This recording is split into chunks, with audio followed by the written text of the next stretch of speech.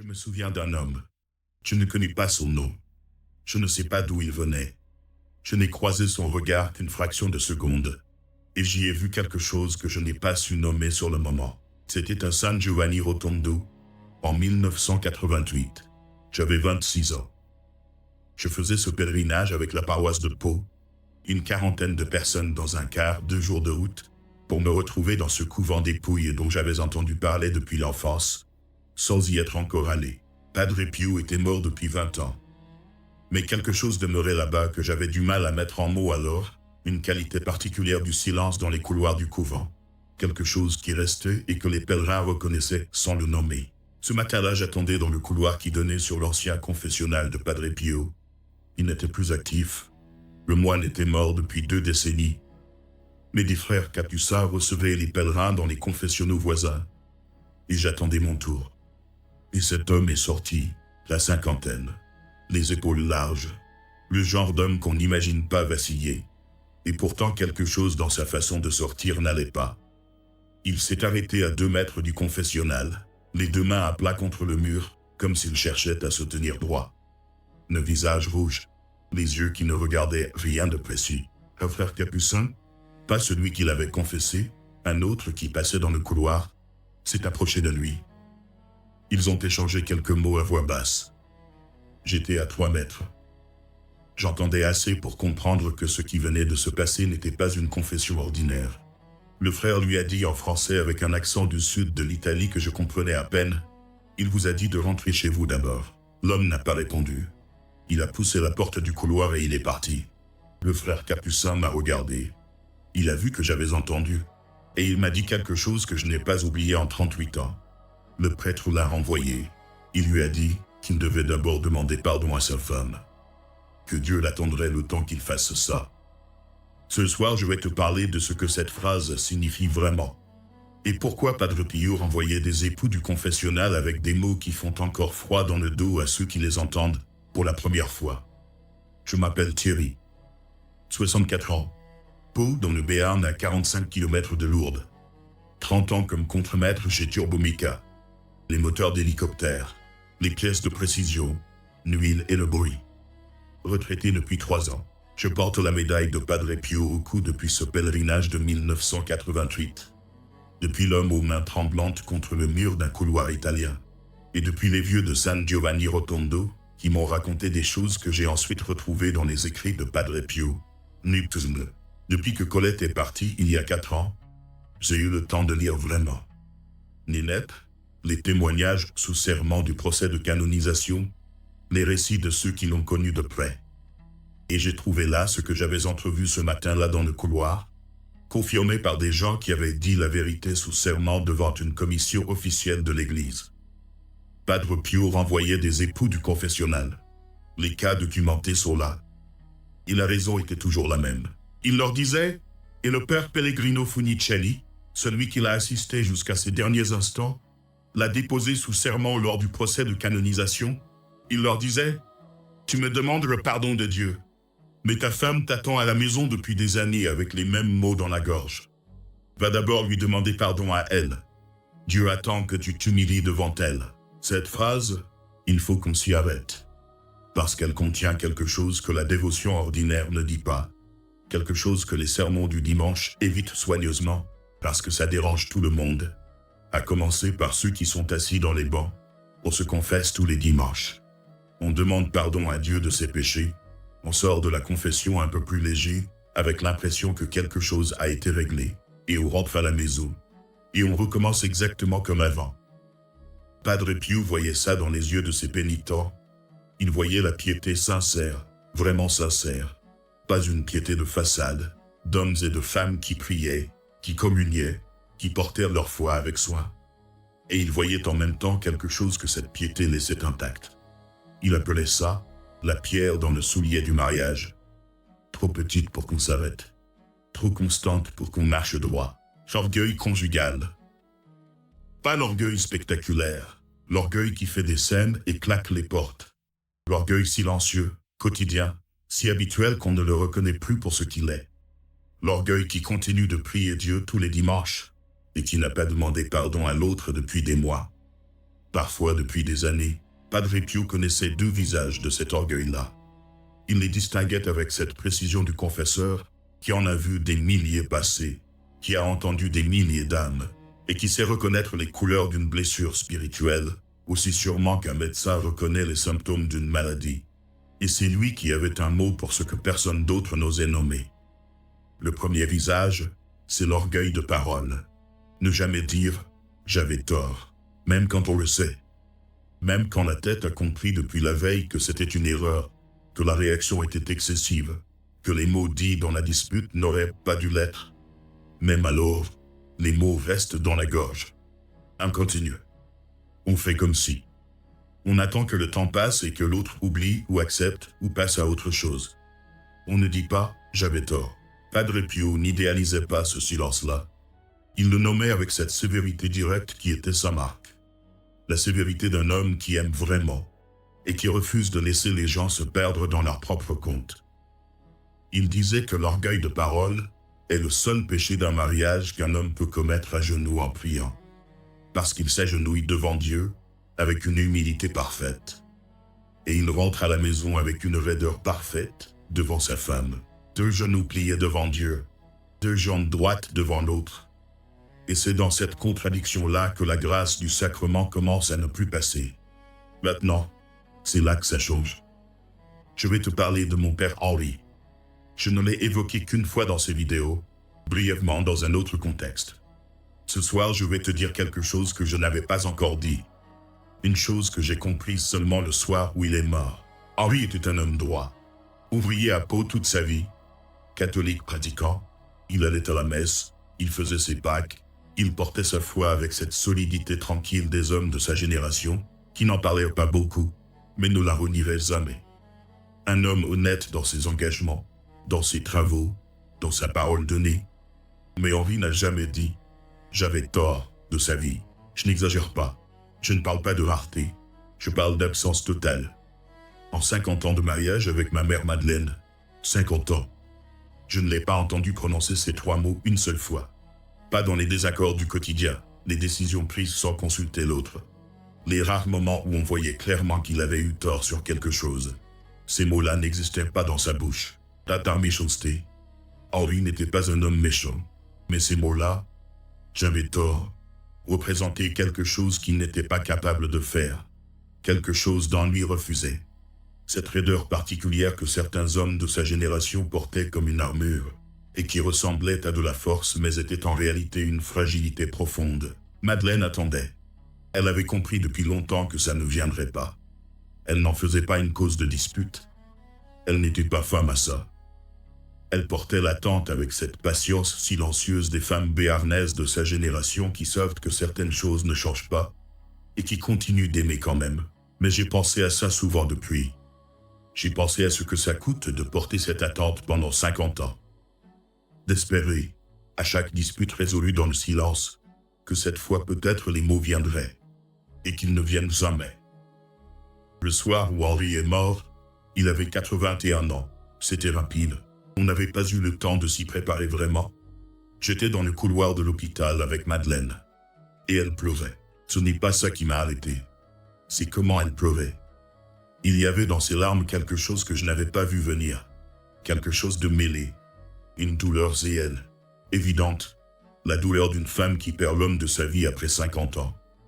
Mais autre chose aussi dans ses larmes. Quelque chose que je n'arrivais pas à nommer. Et puis elle a dit un seul mot, à voix basse, presque pour elle-même. Elle a dit « soulagement ». Elle a dit « soulagement ». Et elle a continué de pleurer. Ce mot m'a hanté pendant des années, pas parce que je lui en voulais de le dire. Je n'avais aucun droit de lui en vouloir. Parce que je comprenais ce qu'il contenait. 50 ans d'une attente qui venait enfin de se relâcher. Pas parce qu'elle avait été satisfaite, mais parce qu'elle n'attendrait plus.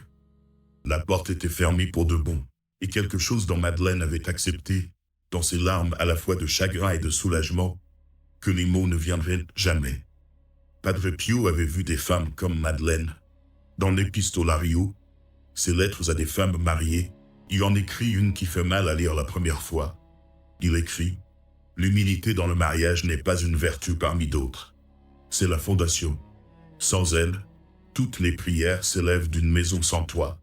Sans toit, les prières s'élèvent. Padre Pio ne dit pas qu'elles sont insincères. Il dit qu'elles s'élèvent d'une maison sans toit.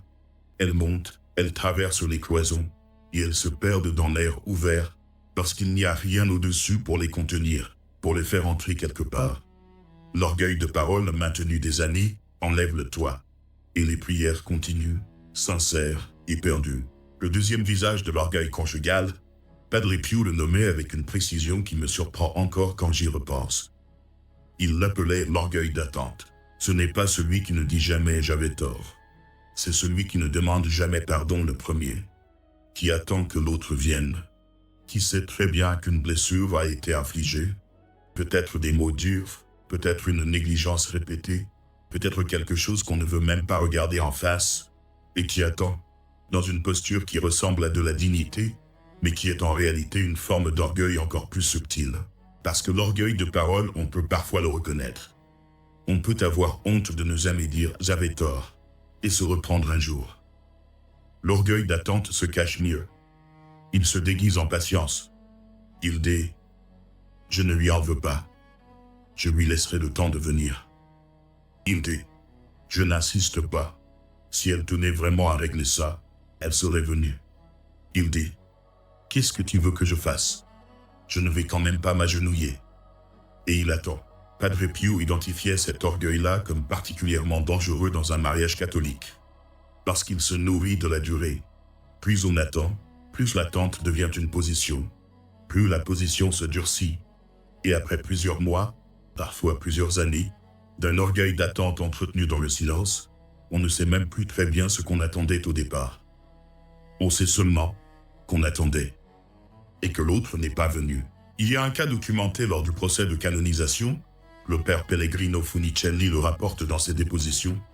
Un homme de Foggia qui était revenu trouver Padre Pio au confessionnal à 3 reprises pour le même problème. Des blocages dans sa vie.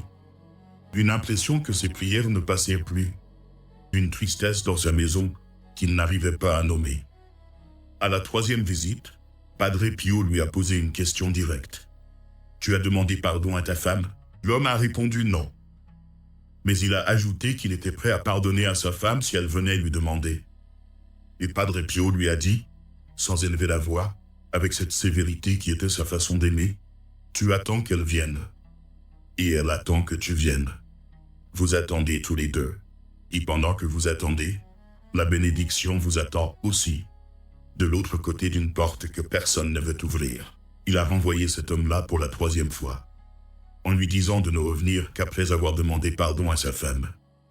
Pas d'avoir reçu le pardon, d'avoir demandé. Ce détail est important. Padre Pio ne conditionnait pas le canal à la réponse de l'autre. Il le conditionnait à l'acte d'humilité, au fait de cesser d'attendre et d'aller. Maintenant, il faut que je te parle de ce que ça bloque. Vraiment. Pas de façon vague, de façon précise avec la théologie qui soutient ce que Padre Pio voyait dans les confessionnaux. Le catéchisme, au paragraphe 1641-1642, dit quelque chose sur le mariage sacramentel qui est peu cité, mais qui est fondamental. La grâce du mariage agit à travers l'unité des époux, pas autour, à travers. Ce n'est pas une métaphore, c'est la structure même du sacrement. La grâce du mariage n'est pas un dépôt indépendant, une réserve qui continue de fonctionner automatiquement quoi qu'il arrive entre les époux. Elle passe par leur lien, par l'unité vivante entre eux. Quand cette unité est brisée, brisée par l'orgueil non humilié, par les mots jamais dits, par l'attente maintenue dans le silence, le canal se ferme. Ce n'est pas une punition de Dieu. Padre Pio insistait là-dessus. Ce n'est pas Dieu qui décide de retirer sa grâce, c'est la structure même du sacrement qui cesse de fonctionner. Comme un câble coupé interrompt le courant sans que l'électricité ait disparu. Les prières continuent. La messe, le chapelet, les neuvaines. Tout ça continue. Et la bénédiction sur le foyer ne passe plus. Parce que le canal est fermé. Et le canal est fermé par une chose précise, identifiable, traitable. L'orgueil conjugal non humilié. Padre Pio écrit à une femme mariée, dans ses lettres aux époux conservées dans l'épistolario, que les grâces du sacrement circulent dans le courant d'humilité entre les époux. Et que quand ce courant est arrêté par l'orgueil, rien ne passe. pas même les prières les plus ferventes, pas même les pèlerinages, pas même les larmes sincères versées devant Dieu. Ce n'est pas une sentence, c'est un diagnostic. Et un diagnostic, ça se traite. Il y a quelque chose d'autre que Padre Pio disait sur la durée de cet orgueil. Pas seulement sur ce que ça bloque, sur ce que ça installe. Il disait que l'orgueil conjugal maintenu longtemps crée quelque chose dans un foyer qu'il appelait la sécheresse sacramentelle. Une sécheresse qui n'est pas visible de l'extérieur. La maison a l'air normale, les époux fonctionnent, les enfants grandissent, mais qui se sent, qui s'installe dans la qualité du silence, dans cette absence d'une légèreté particulière que les foyers où les époux s'humilient l'un devant l'autre possèdent. Les vieux dévots de San Giovanni Rotondo, ceux qui fréquentaient le couvent depuis des années et qui rapportent leurs souvenirs de Padre Pio avec cette précision des témoins directs, disent qu'il répétait quelque chose sur ce sujet que personne n'oubliait après l'avoir entendu. Il disait « Un époux qui ne sait pas s'humilier devant sa femme ne sait pas prier. Sa prière s'arrête au plafond de son orgueil. Au plafond de son orgueil. Pas au ciel, pas à Dieu. Ikofu. Ma mère Madeleine a vécu 50 ans avec ce plafond-là dans sa maison. Elle priait. Elle allait à Lourdes. Elle faisait tout ce qu'il fallait faire. Et quelque chose dans sa maison restait sec. Pas hostile, sec. Comme une terre qui reçoit la pluie mais ne la retient pas. Ce n'est pas le péché de Madeleine. C'est le poids que l'orgueil d'un homme, un homme bon par ailleurs, un homme honnête, un homme qui ne voulait pas de mal à sa femme, a posé sur une maison pendant 50 ans, sans le savoir, sans le choisir consciemment. Mais le poids était là quand même. L'orgueil conjugal n'a pas besoin d'être spectaculaire pour peser lourd. Arrête-toi un instant avant que je te donne le geste, parce que je veux que tu comprennes quelque chose que Padre Pio disait à ses pénitents et que beaucoup d'entre eux recevaient difficilement. Il disait que l'orgueil conjugal, dans ses deux formes, de parole et d'attente, est le seul péché d'un mariage qu'on peut commencer à réparer seul. Pas l'autre. Toi, on n'attend pas que le conjoint fasse sa part. On n'attend pas les bonnes conditions. On n'attend pas d'être dans de meilleures dispositions, d'avoir eu une bonne journée, d'être sûr que l'accueil sera favorable. On y va ce soir. Parce que l'orgueil conjugal attend toujours les bonnes conditions pour céder. Puis les bonnes conditions n'arrivent jamais.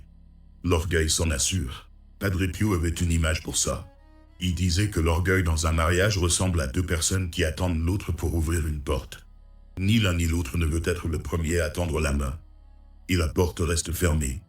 Et la bénédiction attend de l'autre côté depuis des années. La décision de tendre la main en premier, cette décision-là brise quelque chose dans la mécanique de l'orgueil. Elle ne dépend pas de l'autre. Elle ne dépend que de toi. Voici le geste. Un seul. Padre Pio ne donnait pas de liste aux époux qui sortaient de son confessionnal avec cette réalité-là. Il leur donnait une chose précise à faire. Ce soir, avant de dormir, aller trouver son conjoint. Pas après-demain, pas quand l'atmosphère sera meilleure, pas quand on sera dans de meilleures dispositions. Ce soir, et dire ces 8 mots. Je t'ai blessé par mon orgueil. Pardon. Pas d'explication. Pas de contexte. Pas de « mais tu comprends que dans ce moment-là », pas de « j'aurais aimé que toi aussi tu ». Ces 8 mots. Seulement ces 8 mots. Et attendre. Ce n'est pas une grande scène de réconciliation. Padre Pio ne demandait pas les gestes spectaculaires. Il demandait l'acte d'humilité précis. L'acte qui brise la position de l'orgueil, qui dit à l'autre et à Dieu simultanément que cette raideur-là cède, que ce plafond-là s'ouvre. Il disait que ces mots, dits de façon sincère, sans condition attachée, sans attente d'une réponse particulière, rouvrent en quelques secondes ce que des années d'orgueil avaient fermé. Pas parce que les mots sont magiques, parce qu'ils sont vrais. Parce qu'ils font ce que l'orgueil refusait depuis trop longtemps. Et quand le canal rouvre, la grâce du sacrement qui attendait de l'autre côté peut commencer à entrer. Pas du jour au lendemain. Pas comme un miracle spectaculaire. Mais elle commence.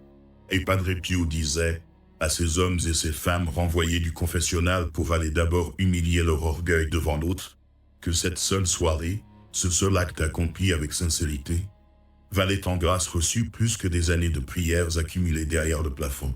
L'homme que j'ai vu sortir du confessionnal à San Giovanni Rotondo en 1988, je ne sais pas ce qu'il a fait ensuite. Je ne sais pas s'il est rentré chez lui ce soir-là, et s'il a dit les mots à sa femme. Je ne sais pas si l'orgueil a cédé ou si la fierté a été plus forte. Mais je sais ce que le frère Capucin m'a dit quand je lui ai demandé comment Padre Pio pouvait renvoyer quelqu'un du confessionnal pour une raison pareille. Il m'a dit, Padre Pio ne renvoyait pas pour punir. Il renvoyait parce que la confession était incomplète. Une confession qui absout le péché devant Dieu, mais laisse la blessure infligée à l'autre sans pardon demandé. Cette confession-là n'est pas honnête.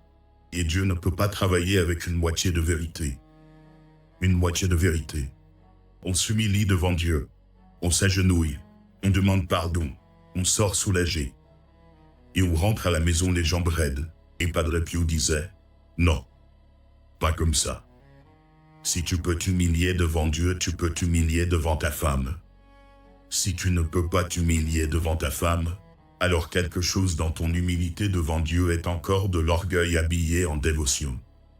Cette phrase-là, je l'ai portée depuis ce matin de 1988, dans le couloir de San Giovanni Rotondo. Depuis cet homme que je ne connaissais pas, les mains à plat contre le mur, le visage rouge, il avait reçu la vérité sur lui-même. Pas la vérité sur ses péchés spectaculaires. Pas la vérité sur ses manquements graves.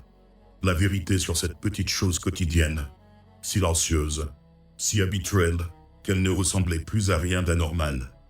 La pierre dans le soulier. Et ce soir, si quelque chose dans ce que je t'ai dit te concerne, si dans ta maison, à quelques centimètres de quelqu'un que tu aimes depuis des années, tu sais qu'il y a des mots que tu n'as pas dit, ou que tu as attendu que l'autre vienne sans jamais y aller toi-même, alors ne laisse pas passer cette nuit, ces 8 mots.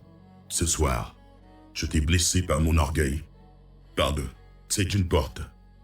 Et de l'autre côté de cette porte, Padre Pio disait que la bénédiction qui attendait depuis si longtemps pouvait enfin ôter. Que Padre Pio vous protège.